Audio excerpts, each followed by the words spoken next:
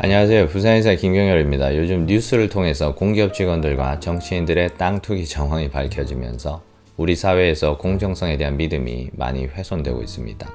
지금 봐서는 수사가 제대로 될지도 의문이긴 한데 오늘 제가 할 이야기는 그런 사회적인, 정치적인 내용은 아니고요.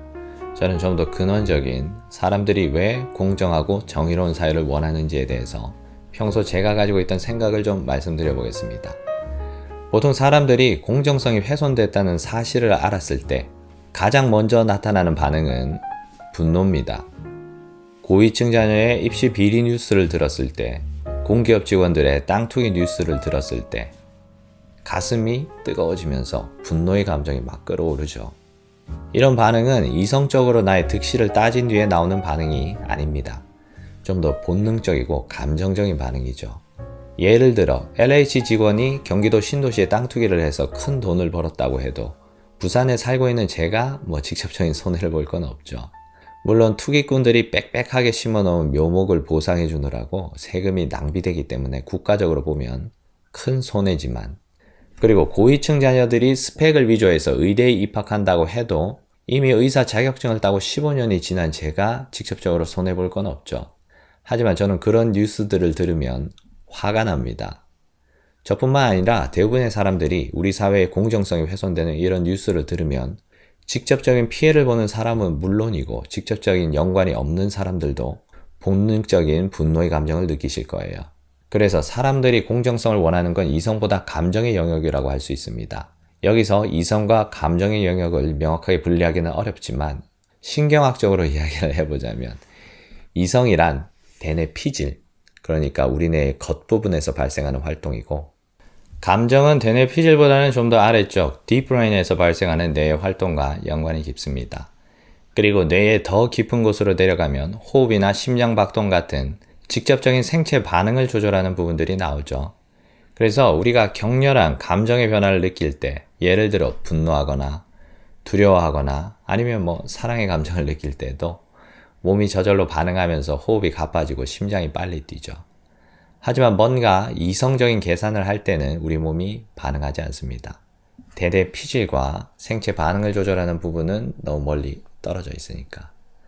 그래서 감정이란 이성보다는 좀 더 근원적이고 육체적인 것이라고 할 수 있죠. 사람의 행동을 직접적으로 조절하는 것도 이성이 아니라 감정입니다. 중요한 시험이 있을 때 미리 공부를 해야 되지만 대부분 사람들은 시험날이 가까워져서 불안한 감정을 느껴야 공부라는 행동을 시작하죠. 물건을 팔 때도 감성 마케팅이 중요합니다.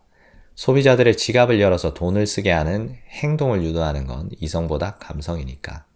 물론 저의 생각에 동의하지 않는 분들도 계시겠지만 저는 이성이란 감정의 도구일 뿐이라고 생각합니다. 좀 더 자세하게 표현하자면 이성이란 감정을 만족시키기 위해서 전략적으로 선택된 진화 과정의 부산물이다. 그럼 감정은 왜 생겼을까요? 생존을 위해서죠. 종의 생존. 두려운 감정은 적으로부터 도망가게 해주고, 사랑의 감정은 자손을 남기게 해줍니다. 분노의 감정은 개인에게는 해가 될 수 있지만 그럼에도 불구하고 적을 공격해서 나와 비슷한 유전자를 공유하고 있는 집단을 보호하도록 도와줍니다. 이렇게 인간이 느끼는 모든 감정들은 좀 더 많은 유전자를 남길 수 있도록 인간의 행동을 유도하는 진화 과정에서 생겨난 것들인데, 그럼 다시 공정성으로 돌아와서 우리는 왜 공정성이 훼손되는 모습을 볼 때 본능적인 분노의 감정을 느낄까요?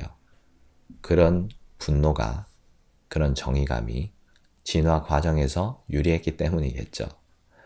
공정성이란 소규모 집단 생활을 하는 고등동물들 사이에서만 존재하는 개념입니다. 적자 생존을 하는 일반적인 자연 상태에서는 굉장히 부자연스러운 개념이죠. 내가 생존을 하기 위해서 다른 동물들을 잡아먹고, 다른 동물의 먹이를 훔치고, 다른 동물들을 속여서 내 알을 그 동물의 알과 바꿔치기 해서 키우게 하는 일들이 생존을 위해서 벌어지니까 공정성이라는 개념이 생길 수가 없죠. 하지만 소규모 집단 생활을 하는 고등동물들은 생존을 위해서 서로를 도와야 되기 때문에 공정성이라는 개념이 생겨났습니다. 인간을 예로 들자면 호모 사피엔스가 되기 수백만 년 전부터, 그리고 호모 사피엔스로 진화한 뒤 수만 년 동안 인간은 30-40명 정도의 소규모 집단 생활을 해왔죠. 이걸 보통 밴드라고 부르는데, 이런 밴드의 생존을 위해서 중요한 건 협동입니다. 사냥 나갈 때 다른 사람들의 아이를 돌봐주고, 사냥에 성공했으면 똑같이 나눠가지고 중요한 정보를 공유하고 적이 오면 함께 싸우고 뭐 이런 식으로 밴드 안에서 협동이 잘 될수록 그 밴드의 생존 가능성이 올라가겠죠. 그리고 협동을 위해서 중요한 건 상호 호혜적인 관계를 맺는 것입니다. 지금은 내가 너를 도와주지만 내가 도움이 필요할 때 상대방도 반드시 나를 도와줄 거라는 그런 믿음이 있는 상태를 상호 호혜적인 관계라고 하죠. 그런데 3, 40명으로 구성된 작은 밴드 안에서 누군가가 이런 믿음을 깨버린다면 어떻게 될까요? 다른 사람들로부터 음식을 받기만 하고 자기는 주지 않고, 다들 열심히 수렵 채집할 때 혼자 빈둥거리고, 적과 싸울 때 혼자 숨어 있기만 하면 그 한 명으로 인해서 집단의 생존 가능성이 크게 줄어들겠죠. 여기서 공정성이라는 개념이 생겨나고 정의감이라는 감정이 진화합니다. 공정성이 훼손될 때 우리가 느끼는 이런 본능적인 분노의 감정은 상호 호혜 원칙을 지키지 않는 무임승차자들에게 사회적인, 육체적인 제재를 가하는 행동을 유도하니까.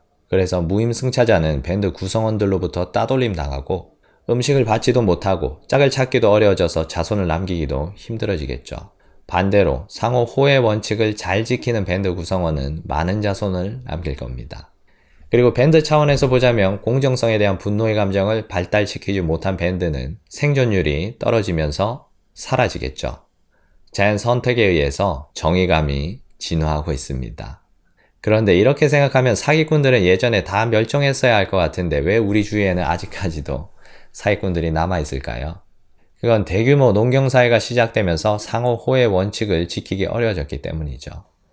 겨우 몇십 명으로 이루어진 밴드 안에서는 누가 나에게 도움을 주고 피해를 줬는지 명확하게 알 수 있고 거기에 따른 제재를 가할 수 있지만 대규모 농경이 시작되고 몇천 명, 몇만 명의 사람들이 모여 살기 시작하자 상호 호혜 원칙을 지키지 않는 개인들도 생존이 가능해졌죠. 예를 들어 도둑질을 하더라도 30명으로 이루어진 밴드 안에서는 그 사실을 숨기는 게 불가능에 가깝죠. 몰래 훔치는데 성공했더라도 결국 훔친 물건을 사용할 때 밴드 구성원들이 볼 수밖에 없으니까. 하지만 몇천 명의 구성원이 있다면 충분히 몰래 사용할 수 있죠. 사기를 치더라도 밴드 안에서는 사기를 당한 장본인이 그 사실을 기억하고 사기꾼에게 보복을 하거나 아니면 밴드 구성원들에게 알려서 사기꾼의 평판을 떨어뜨릴 수 있지만 도시에서는 사기꾼이 계속 생존할 수 있죠. 나를 모르는 사람들에게 또 사기를 치면 되니까. 그래서 사람들이 모여 살기 시작하면서 정의감에 의한 자연선택 기능이 많이 약해졌다. 이걸 얼핏 들으면 예전에 서양에서 유행했던 고귀한 야만인의 개념과 비슷하다고 생각하실 수 있는데 그것과는 전혀 다릅니다. 고귀한 야만인의 개념은 인류가 문명화되기 전 선사시대 사람들은 모두 지혜롭고 현명했다 뭐 이런 생각이죠. 디즈니 애니메이션 포카혼타스에 나오는 것처럼 서양인들이 오기 전에 신대륙의 원주민들은 지혜롭고 현명하게 자연과 조화를 이루면서 평화롭게 살아가고 있었다. 영화 아바타에도 이런 고귀한 야만인의 이미지가 많이 비치는데 제가 오늘 이야기하고 있는 공정성과 정의감은 고귀한 야만인의 개념과는 전혀 상관이 없습니다. 실제로 선사시대 사람들은 현대인보다 훨씬 잔인했고 서로 죽고 죽이는 전쟁도 많이 했었고 자연과 조화롭게 살아가지도 않았죠. 선사시대의 수많은 동물들이 인간의 수렵으로 죄다 멸종해버렸을 정도니까.